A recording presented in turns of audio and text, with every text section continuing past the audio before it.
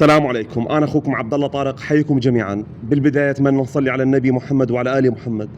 ارحموا من في الأرض يرحمكم من في السماء. شاهدوا الفيديو للنهاية.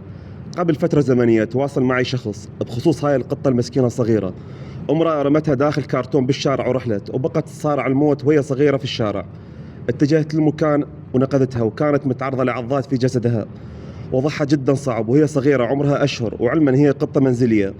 قمت بنقلها وإجراء عملية لها، والحمد لله العملية اكتملت بالنجاح. وطول أيام أقوم بتعقيم مكان العملية حتى ما يتعرض إلى التهاب.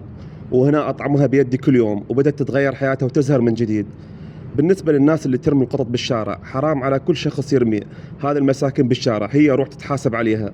وهنا الحمد لله بعد أيام من الاهتمام والعناية تم علاجها من العضات، وعالجت جزء من الفطريات بمكان الأذن، وهنا صارت بمكان آمن الحمد لله. ربيتها على إيدي لوجه الله تعالى. لكن سؤال اللي يتخلى عن حيوانه بالشارع ويكون سبب في موته، اتذكر حسابك عند رب العالمين وعقابك كبير.